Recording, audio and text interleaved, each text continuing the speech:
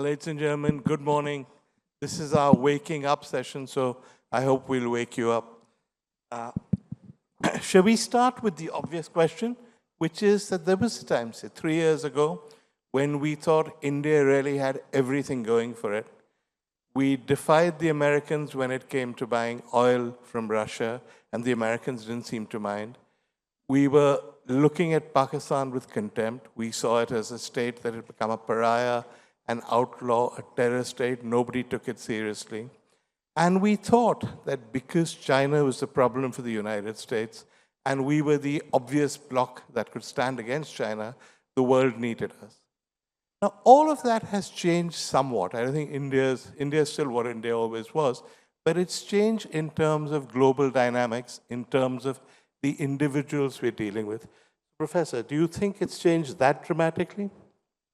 First of all, thank you, Veer, and thank you, ABP, for having me here. I would say that, look, things, of course, keep on changing. Change is the only constant. And, of course, international politics has changed so much in the last, just in the last 2 years, that it's very difficult to comprehend what was going on before or think about the trajectories that were there before. But I think a lot of things still stand. India is still seen as a land of opportunity, which we have seen by the quoting of so many world leaders just in the span of last 2 months who have come here and who will be coming here. Canadian Prime Minister will be here today. So I think there is a change everywhere. And everyone is responding to the Trump moment in global politics, Trump 2.0 moment. Trump 1.0 moment, everyone thought we have captured. And I think there, perhaps the assessment in India was that we have understood Mr. Trump, and it would be seamless in Trump 2.0 as well. And he's our pal, I think, was the general view. There was a sense that he can be disruptive, but he would not be as disruptive to India as perhaps he would be to other countries. Now, in fact, that has not happened. But these are still early days. We have to still navigate the 3 years of Mr. Trump in office. But most of the underlying factors that you talk about, whether it's the China factor, whether it's the Indo-Pacific, whether it is India's economic rise, India's political stability, India's demographic dividend, India's tech leap, I think all of those things still stand. And India seems to be still playing to that advantage with what we have seen so far. And I think what perhaps this crisis has done is to also awaken us to the need for those much needed reforms. Yeah. Now, we talk of a reform express these days, but I think that has also come as a response to something, which is that these reforms are needed because if India has to protect and project its interests, if India has to make sure that its voice is heard, then those reforms that perhaps should have happened much earlier are being done today. And I think that's why you see a lot of activity as far as India's outreach to the world is concerned and world's outreach to India. So I think Mr. Trump is a factor. He will remain a factor. He's as much of a factor as far as Indian policy is concerned as it is for others. The good thing I think there is that we are not a treaty alliance partner to the US, so there is a difference. We still can hedge our bets, but I do think that this is a moment where India needs to reflect, and what he has done is he has shaken up some of these lazy assumptions that we had about how things would continue to be what they were in the past, and that perhaps has been the wake-up call, wake-up moment, and that should serve us well and should give us advantage if we continue to use this moment to our advantage. Let's just talk a little bit about India and America. The calculations we had about why America needed us, I think, surely are still valid. And yet, the way Trump talks, they don't really need us. What do you think happened? I think American domestic politics changed. And in some ways, there is a shift in domestic politics everywhere. And Trump is a manifestation of something much deeper in America.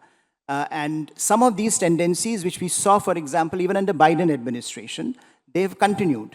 Such as this idea that, look, we need, that America needs to focus more on its domestic capacity building.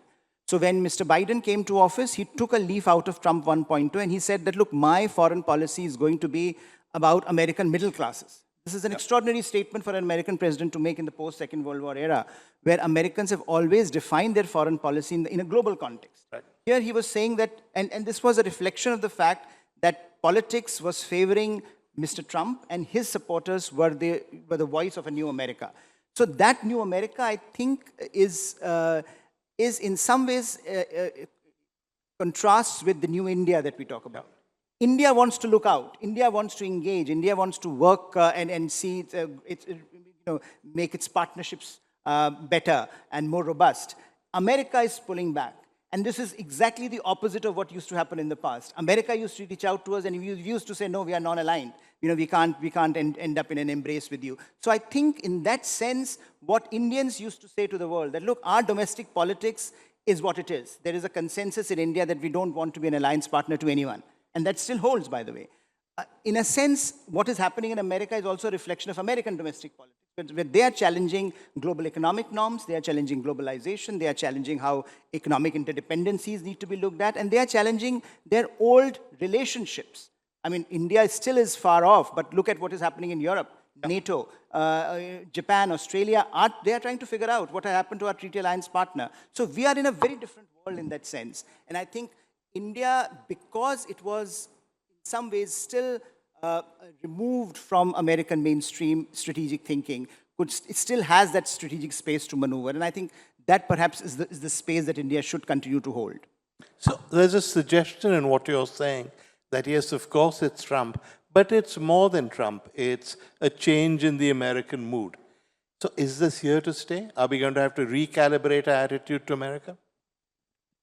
I think somewhat we should be aware, there is a need for a recalibration in the sense that if America continues, if the Americans and American body politic continues to be driven by some of these inner drivers that Trump has put on the table, and then I think the relationships and the engagement with America will have to be transactional. And if we use this word in a manner as if the world was not transactional before, but I think what Mr. Trump has done is he has put his cards on the table. So it's a much more transparent transactionalism, and you have to be prepared for it. That this is the way you will have to engage with the US. Every other country is doing it, and India cannot be an exception. So because America still retains this, in some ways we talk of bipolarity, multipolarity, but look what Mr. Trump has done. Single-handedly he has shaken up every single assumption around the world order. I think the session here is about the new world order, and that argument inheres in Mr. Trump's vision of what his world is. And so, by and large, I think this is a time when a lot of those challenges and a lot of those assumptions will have to be questioned, and India, given India's growing role, will have to take a different response. See, when during the Cold War, we were marginal to global discourse. We were a weaker country. And when you are a weaker country, you take, you have the luxury of taking recourse to things like morality, international law, international institutions, because they are weapons of the weak in international relations. Today, the world and major powers are talking a language, a discourse of interests, and it's very transparently declared.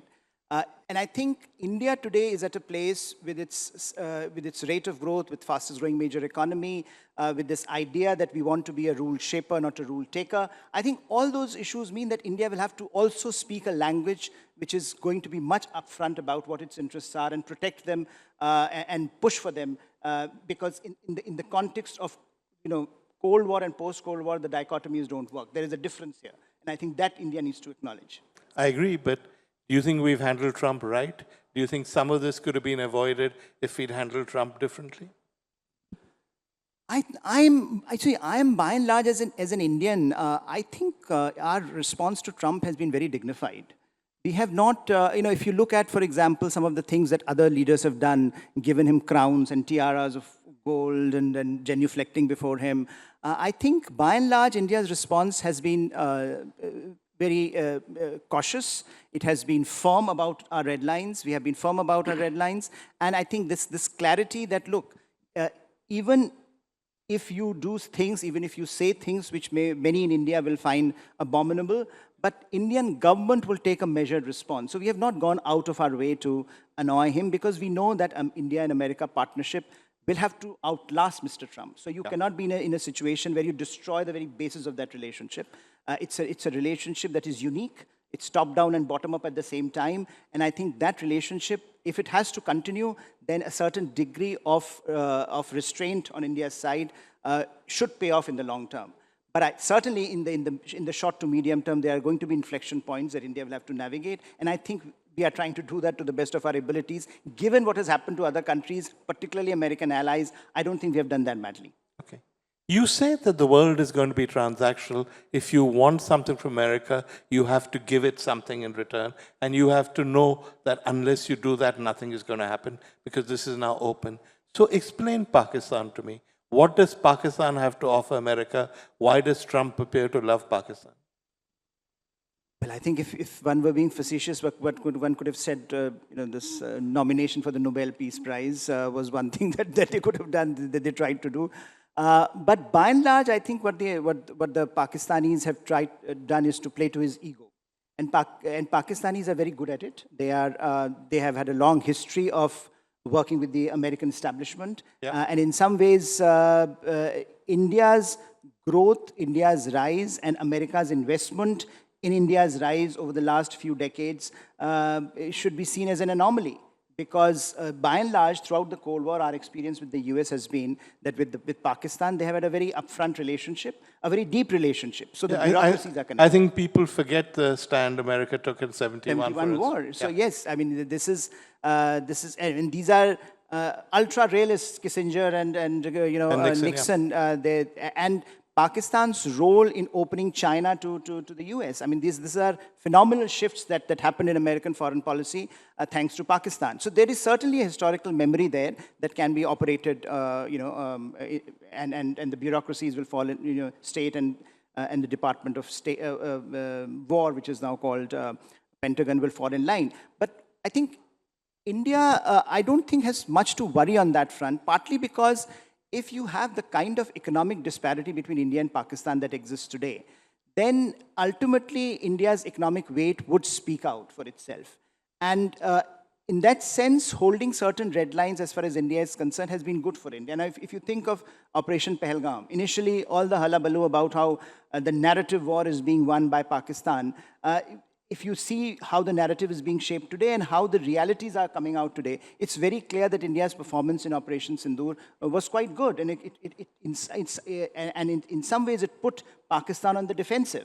Now, that I think one of our chiefs said that ultimately in wars, results have to be shown on the ground, not in the narrative engagement, which in some ways is a reflection that today, Pakistan, with all the challenges that it faces, has to focus on Afghanistan. So, what is happening in the last 2 days in Afghanistan, on the Afghanistan-Pakistan frontier, is a reflection that Pakistan has too many challenges, and it has not been able to grapple with those challenges effectively. And as a result, India can be rest assured that the opportunity that India presents will far outlast the challenge that Pakistan has become to the regional and global order.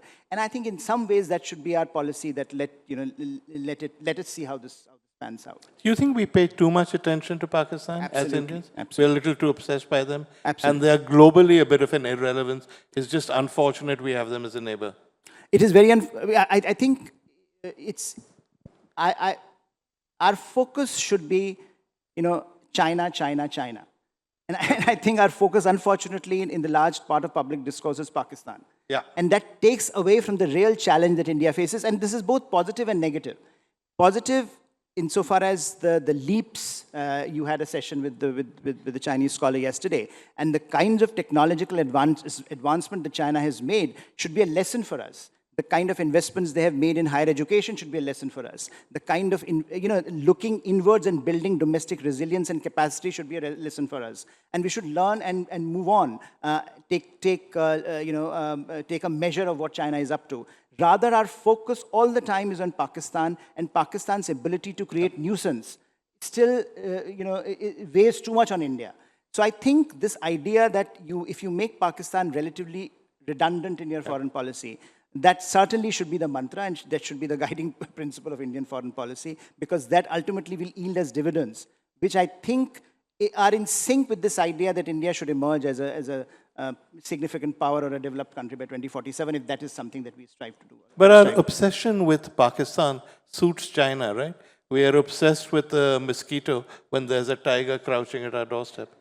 Absolutely. I think this idea that from the very beginning that China had, that look, India should be boxed in as a South Asian country. And now we have ourselves to blame for boxing ourselves in South Asia because we don't want to get out of this mindset. I think things have changed. There is a realization that India now is not simply a South Asian country, but an Indo-Pacific country. That in itself gives a centrality to India in the maritime and the regional discourse, which perhaps a South Asian, Indian Ocean power itself, by itself, would not have done. So I think there is a shift happening. There is a recognition that Chinese capabilities, Chinese growth is a real challenge, which we have to acknowledge and we have to work with in some ways. But certainly, if for China, nothing suits it more than India getting bogged down in this India-Pakistan binary. And therefore, I think the damage that Mr. Trump has done is to bring Pakistan back in the discourse. And in some ways, not fully, but in some ways, bringing the India-Pakistan hyphenation back, which may or may not last, but this damage from India's perspective has been somewhat extraordinary. Let's talk, enough time on Pakistan. Let's talk about China. You're dealing with a country that is economically much stronger than you, technologically more advanced than you are. How do you cope? What do you do?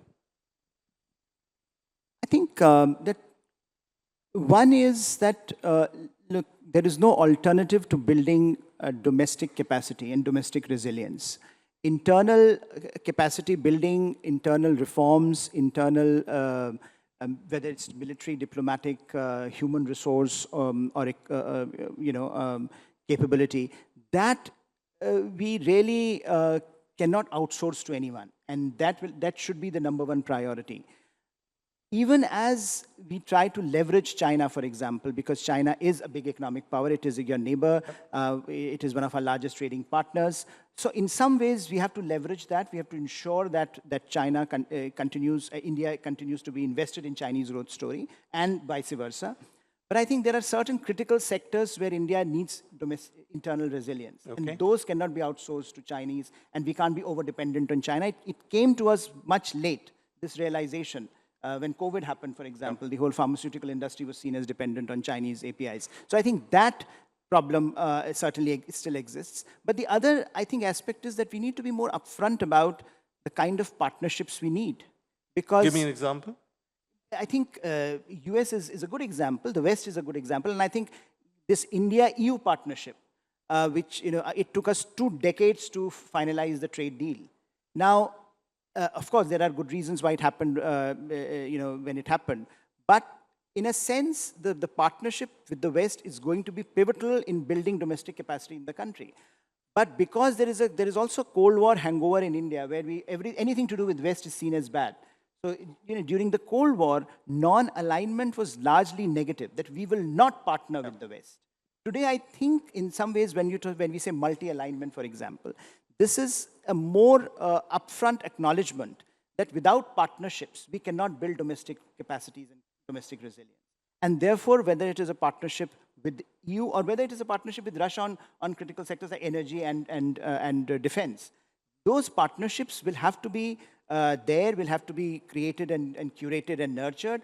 But I think ultimately there should be an acknowledgement that those partnerships will remain key to building those capacities that we need to confront or take on China with. After all, China did exactly the same.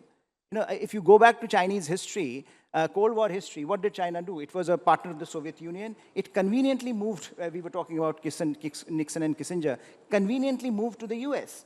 And then now America blames China for buying technologies, stealing technologies, IP protection, etc. I think in some ways being nimble is perhaps very underrated. Ideological fixation cannot be the motto in any foreign policy. And therefore, the more partnerships we have, it gives us greater leverage in managing some of the challenges, but also in building critical elements in managing China. Because without that, I think if you think that everything can be done on our own, that certainly is not something that will allow us to map out the China challenge in the near future. I've heard people in the Foreign Office say over the years that the West is, effectively a bloc. The Americans take the lead and the rest of NATO follows. Now, for once, that's not true any longer. So you think that's an opportunity for India? Absolutely. And I think a lot of the things that we are witnessing these days with Europe and the momentum in Europe that has happened, the first Trump administration made Europe realize that they need to think of life beyond Washington. And I think the second Trump administration made it very clear that Europe needs to act. And I think they've started finally acting like the kind of capabilities that they have. It will take them a lot of time. When they say today that we will build domestic defense capabilities, it's a long way off given how far they have come. So I think in that sense, it is going to be a slow process. But it is important for Europe, and it is good for India that we have a Europe that is more strategically autonomous, that is not taking its cue from Washington, and that can decide foreign policy based on merits of what the requirements are at the moment. And therefore, we have seen this uptick in India-EU relationship.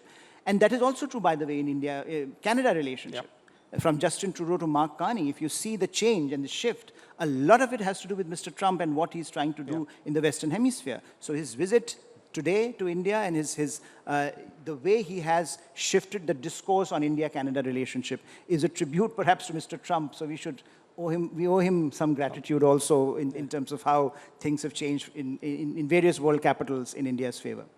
Now, you've said that while the ascension of Mr. Trump to the presidency is in some ways a reverse for India because of the manner in which he functions, because of his mysterious affection for Pakistan. But it's also a huge opportunity for us because everybody in the world is worried about him and people are taking us more seriously and are looking to us in the future. Is that fair? I think so. I think, sometimes we underestimate ourselves and we think that, look, because our relationship with the US is going through a particular phase. There is Pakistan, there is trade, there is all kinds of statements coming out, there is the issue of immigration. We don't have any cards to play. But I think this is a moment for India. If we are upfront about what we want from the world, I think the world is willing to reciprocate because everyone is in the same boat. Everyone is recalibrating. Everyone is looking at a Washington that is more inward-looking, that is not there as a security provider, as an economic guarantor that it used to be. So in some ways, it provides an opportunity. And in some cases, for example, in the Indo-Pacific or in Europe, you see a number of partnerships developing which were inconceivable a few years back. So Give me an example. So I think in the context of Indo-Pacific, if you see India, Australia, Japan, Korea, all these countries where India was present, but India was not looking at these relationships strategically. Similarly with Europe, we were present. I mean, look at Germany. I mean, German Chancellor's visit earlier this year to India is a reflection of what the changes that are undergoing in Germany. Germany wants to become a strategic player. They want to become a geopolitical player. They had given all that up after Second World War for good reasons. Now that they are waking up to their strategic potential, it also gives India an opportunity to recalibrate, to work with Germany, for example, on their immense defense capabilities. The labor mobility pact that India is signing allows us to look beyond the US. Most of our youth, most of our middle classes in India used to look at America as the final frontier. Today, the world is opening up and they are embracing India from Japan to Europe to Germany to Canada. Labor mobility is a big deal. Yeah. And I think in that sense, the texture of our strategic partnerships is changing from economics and trade to also labor and tech. And I think these are the drivers of future geopolitics, and this should position India well in a landscape where demography is going to be a problem, where tech is going to be a problem, tech inequality is going to be a problem, and where talent is going to be in short supply. So I think in those senses, India provides certain assets which very few other countries do, and India is also one of the few countries that can bridge. It's very interesting if you see how many countries are there in the world that are members of Quad and that are members of BRICS. I mean, it's a very unique combination that you have, and the world apart, continues to buy it. I mean, they are not pressurizing us to say, look, you have to get out of BRICS if you want to deal with Europe, or you have to get out of Quad if you want to deal with BRICS. I think the world recognizes that India offers something unique. Indian proposition is unique, and if that uniqueness can be converted into a strategic advantage, then this is India's moment. Okay, so that gives me the perfect cue for the sort of question that anchors like asking and academics hate answering, which is you're saying you have a perfect cue. If they made you foreign minister tomorrow, what are the 3 things you would do? Well, I told you it's not the kind of question. No, that's a very, very... no, I think, see, in some ways, the challenge for India remains, first of all, how do we conceptualize China in our foreign policy? Okay. And I think, in any case, if I'm an academic writing a book on Indian foreign policy, it's striking how everything revolves around China. Yeah. You take any issue, from economics to trade, to supply chains, to technology, to our partnerships, you will have to have a section which will start the China problem. So in a sense, getting China right is perhaps the biggest issue in front of India. Now, what does right mean? It means that A, you continue to work with China wherever possible, but also you have to build those critical capacities that will not make you over-dependent on China. You know, where China cannot come to us and say, look, I'm turning off these rare earths, and therefore you have to behave in this manner. Okay, I'm going to interrupt you, though I asked you through. You've suggested throughout, and we haven't discussed this fully, you're saying that the answer to handling China is not just looking outwards, it's looking inwards. That the reason they are where they are is because they made the right reforms in higher education, in technology, in being not so dependent on the world. Is that what you're saying? Absolutely. I think all power flows from the domestic rather than external. I mean, the rest of the world can help us. Yeah.